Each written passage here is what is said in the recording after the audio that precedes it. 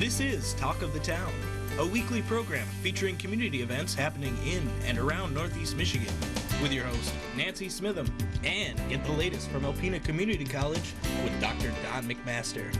And now, today's Talk of the Town.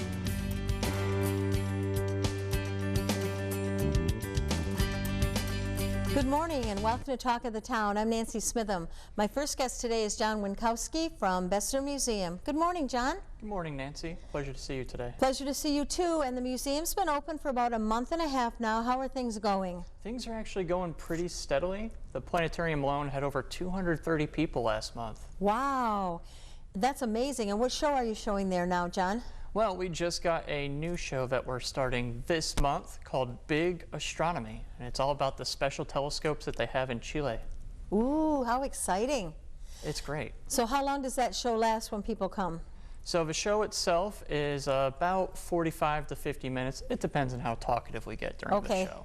People asking questions and... Of course, I always like to answer those questions. Yeah, I love the interactive part of it. That's pretty amazing. So what times are the shows being held? Let's see, I just put the schedule up today online, so we have it on several different days throughout the week. So to find one that works best for you, just check out our Facebook or our website. Okay, and so if you had 200 visitors, I'm sure the museum was very busy too. Oh, absolutely. We had so many people from out of town. I even had a few people all the way from across the country just stopping by in little Alpena. Well, that's pretty wonderful. It is. Well, you know, a lot of people will say, I haven't been to the museum in years, or I've never been to the museum. You know, how sad that you live in this community and you don't come in and see it. It's just so phenomenal. There's so many things to see and do. You know, go back in time, and I took a friend there a while ago, and they were just amazed. Oh my gosh, I remember that. I remember that. And the buildings in the back aren't open yet, correct?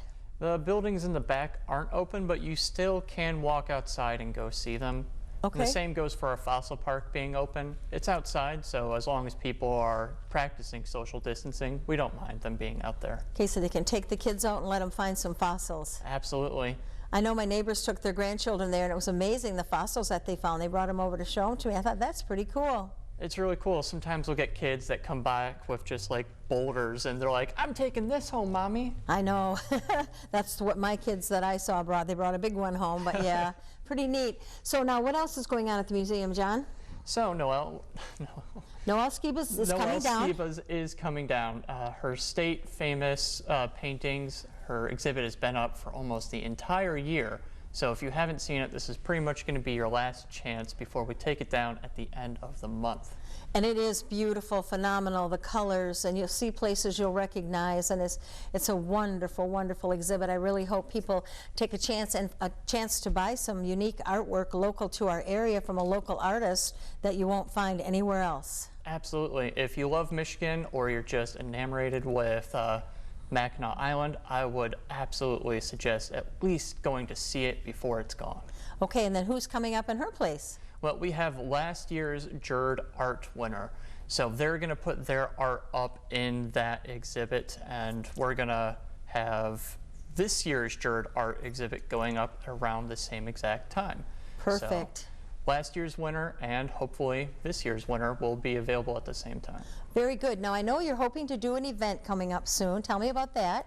Yes, we're hoping to do a social distancing star party for the upcoming Mars, the planet. It's going to be really close to planet Earth, and it'll look really big and red and pretty. So I'm hoping to take one of my big telescopes outside, show people maybe even the polar ice caps of Mars, as well as some other cool objects like maybe Uranus and Neptune if I can get my telescope focused right. Well, that's pretty awesome. You don't get a chance to see that very often, and so you want to take advantage of that. Now, you don't have the date or a location set yet, John, or? Well, we're going to shoot for October 6th in the evening, but as far as locations go, we're still searching for some place that's easily accessible, but also dark. I'm still waiting to hear back from some of our local state/dark sky parks. Okay. So I'll put some information up online as soon as we have it. Okay. Anything else exciting going on over there? Oh man, there's a lot going on behind the scenes of just reorganizing everything, but that's something the public will have to wait and see until we're done. And what about the holiday season, the season of light? How do you think that'll play out this year? That's a bit tough. With COVID, it might be a little difficult to have a season of light. I'm things aren't looking good for that this year, unfortunately. Yeah, everything is getting canceled and changed. It's very sad, and like you said, so many people come into the museum. People are hungry to get out and do things, social and cultural things, and be out and about, and the museum definitely is the place to go. Absolutely. If you're interested in art, history, science, or you just need to stretch your legs and enjoy the city, by all means, head down to our local museum. Okay, and what's the best way to find out those schedules for the planetarium? What's your website? Our website is bessermuseum.org. Okay, check it out, find out all the good things and the displays and when the new juried art exhibit is going up. Absolutely. Okay, and Jonathan, thank you so much for staying with everything and keeping the planetarium up and running, and so we can see all the good shows that are coming up, and we'll look forward to hearing more about the special event coming up with Mars. Thank you for having me. Thank you, Jonathan. I'll be right back with some information from Alpena County Library following these messages. Hi, welcome back. I'm with Jessica Luther from Alpena County Library. Hi, Jessica. Hi, Nancy. Been so long. So long, way too long. I think it's been since the beginning of the year that we've even talked or seen each other. It's been a long, long time and a very, very weird time. Yes, it has been a weird time. We were talking about kids in college and school, and then talking with John from the library about, from the museum, how they opened in July and they've been inundated with customers because people just want to get out and about and do stuff. Yeah, it's people are really looking to get out of their homes and just out and kind of embrace a little bit of a sense of normalcy, which it's really hard. Right, and you can do it safely. I mean, just practice the rules and follow the rules, and keep everyone safe. But and the library's closed because of the contamination, and you're in there cleaning up all the asbestos. And so you're closed, but you did move to another location. We did. So we have a temporary space located on US 23 south of town in the Bear Point Plaza. We are in this little cubby between Big Lots and Joann's. So we have about 30% of our collection set up on the shelves there. The rest of it's all in boxes. So we are offering curbside service for our patrons. People are you can request books, DVDs, and audiobooks either through our website or by calling our main number and dialing extension 10 for the circulation desk, and the staff will be happy to assist you with locating the books that you want or need. And if there's a book that we don't particularly have on the shelf, or a DVD or whatever, we can get those from our interlibrary loan through our library co-op. We are set to start with the Michigan E-Library, which is the statewide consortium. That borrowing won't start until after September the 8th. But we are cruising right along with curbside, so the process is really simple. We're trying to make, everyone's stressed out enough as it is. We don't want to make this super technologically complicated or anything like that. So all patrons have to do is log onto our online catalog, or they can call us. They place the item they want on hold either through the online catalog or by letting our staff know. And then once that item has been retrieved, our automated robocall calls. So that's kind of the same like we had before, and it's that 906 Marquette number. They would say so I know it's political. Your audio book is past due. You need to return your audio book. That one. Exactly. So yes, it's a 906 number. So I know with it being the political season, people are reluctant to pick up a phone number that they don't quite recognize. But if you get that 906 number, it's more than likely us letting you know that your item is ready for pickup. And that robocall will then let you know what you have to do next, which is calling us hopefully within the next 24 to 48 hours to schedule a time for you to come pick up your item. So we are having pickup times from Monday, Tuesday, Thursday, and Friday between 9:30 and 5 o'clock p.m. Okay. On Wednesdays, we have pickups between 12:30 p.m. and 7 o'clock p.m. And then Saturdays from 9:30 until 1. And so what you'll do is we schedule pickup times every half an hour. Okay. We will put your item out on a table outside of our doors. It will be labeled with your name, and it'll have your due date and anything else you might need.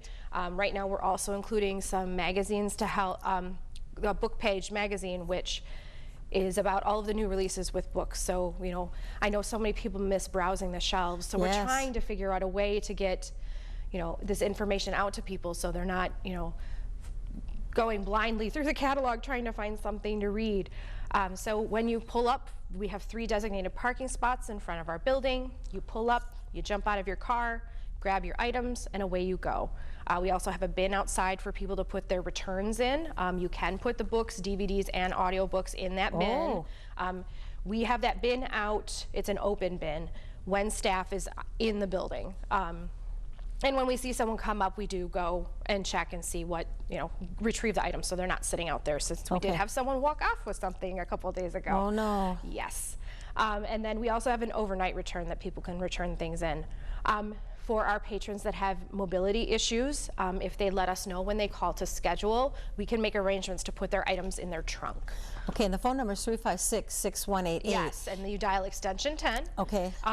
So it's moving along smoothly. The first few days, people were overjoyed. I when bet. we called them, we're like, your books are here, and they were. You could hear them dancing over the phone. So it's been great.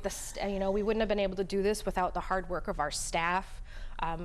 Our IT specialist, Nancy Musso, she got us up and running with our networks and everything. And now we have public Wi-Fi at that location, so good. people can pull up into the parking lot and use the internet. We don't have any seating outside yet. It's still kind of a little, we're still very much a work in progress, but the internet does extend out into the parking lot, so you can park a few rows back and still have super clear signal. I use the Libby app. Yes. And I actually got like an email or something from the Libby app saying something about how many books that I was reading, like during the whole COVID thing, and that's what I did. I didn't go anywhere or do anything. Yeah. I worked from home, but I used my Libby app.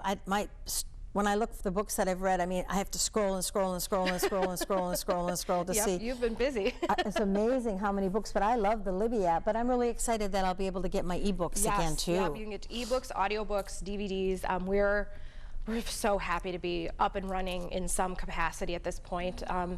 If people don't have library cards, you can fill out a form online still. Okay. You can give us a call. If you receive a message that your library card is expired, just give us a call and we can renew that over the phone. We are just trying to make sure that everyone has easy access to our materials again. And we are doing a little bit of programming. We do have our adult book club, which is coming up this Wednesday at 5. It's a choose your own book to come chat about. They're meeting at Parallel 45 Books and Gifts in downtown Alpena. And then we have a teen author chat coming up. It's a virtual author chat on Friday, September the 18th at 4 o'clock. So it's for kids ages 12 to 18. And it's author Nancy Richardson Fisher, and she's the author of the YA novels The Speed of Falling Objects and When Elephants Fly. So we're still getting things going. We should have some stuff rolling out. Now that we're kind of settled, we can start doing some programming. The downtown location is closed. We have asbestos abatement starting this week, and that should take about 10 days or so, 10 days to about 2 weeks. And then once that is completed, we can start the major large-scale renovation, and fingers crossed be back in there next summer. Oh, that'd be wonderful. And so obviously everything's not out of the library. No, oh my goodness, you should see. We have a lot of stuff. We have a lot of stuff stored up in that large conference room where we have our programming, but everything has been taken out of the building. I mean, it's a little spooky going in there. All the shelves are down. It's just completely empty. We do have signage up, so people are aware that we've moved locations to US 23 South, but we're moving quite along. We're moving along. So we still have all of our online resources. We have the Canopy movie streaming service. We have Libby and Overdrive. We still have free access to Ancestry.com. Okay. You just go to Ancestry.com through our website and log in with your library card number, and you can access it. Special Collections is closed still. However, you can reach them by phone through the same main phone line.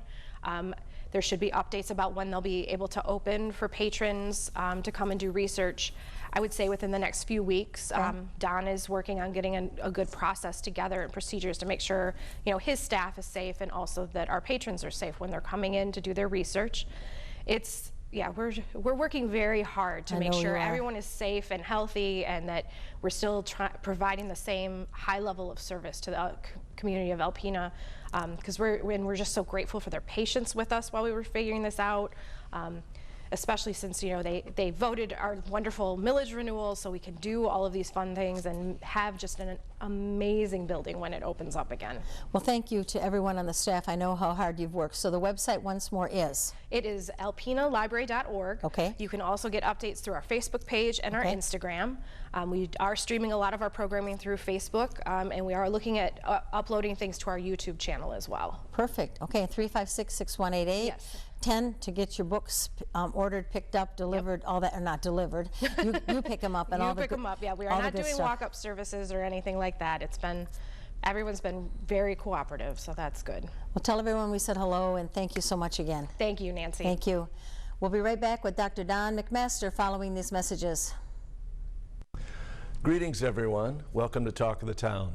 I'm Dr. Don McMaster, president of Alpena Community College. I'm pleased to have as our guest this morning Mary Jane Thompson, business and computer informations instructor at ACC, and a wonderful instructor you are. Thank you, and thank you for having me. My pleasure. So let's start this morning with one of your students, Savannah Atkins. Yes. From Hale, who performed remarkably in an exam.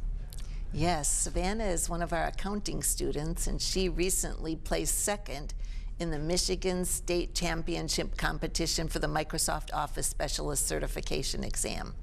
Now that exam measures desktop computing skills in Word, Excel, Access, PowerPoint, and Outlook, and it's given in 142 countries using 28 different languages, so the credential is recognized worldwide and students can take it with them wherever they go. She tested among thousands of students at 361 Michigan authorized testing centers and came out on top with her Excel skills. So we really congratulate her on her big accomplishment. Wow, second in the state. Yes, first time ever for ACC. We've been an authorized testing center for 20 years, and over that time we've had 6 students score a perfect score.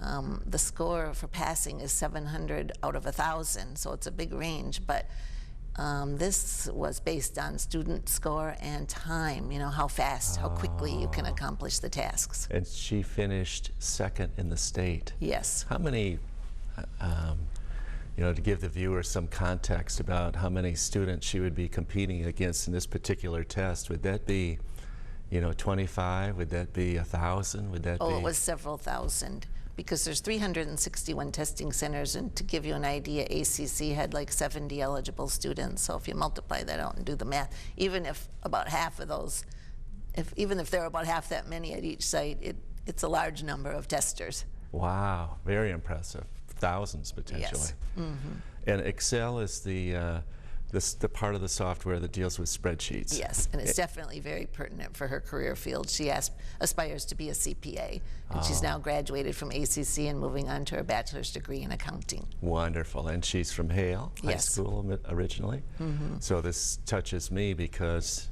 you know, we work with a lot of K-12s. Yes. Trying to engage through dual enrollment and you know, and give those folks an opportunity to get started on their college career. And she's somebody who followed that path. Mm-hmm. And ACC really supports third-party certification testing for all of our occupational programs. Students can get those certification credentials and couple them with their ACC degree, and it really gives them a head start toward landing a career. That is such a great point. I'm glad you brought that up. The notion of a degree or an associate's degree or a certificate is an important credential. That's what we offer and deliver. We do have a 4-year bachelor's degree now, but this test is a industry validated credential. This is what it's known for in the business, and it is a very important thing for a student to have in their pocket. Yes. Yeah, because almost every CPA will use Excel on a daily basis and at a high level. Absolutely. So wonderful. Let's segue into, this is the first week of classes, fall semester. We have dealt with many challenges that the pandemic has forced us to respond to, and our students as well. Tell me about the first week. Well, it's been wonderful. To tell you the truth, we as a faculty as a whole are really grateful to be back in front of our students. You know, it's where we all began, teaching in a classroom, interacting with students, and it feels comfortable and right. So that's good, but there are many changes.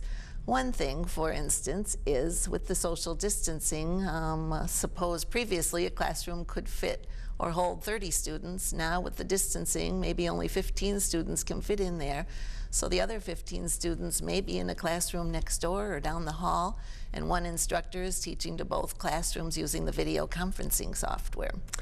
So that's a big change. Another change is, you know, you go in our science labs or our computer labs and you may see plexiglass set up between every student workstation.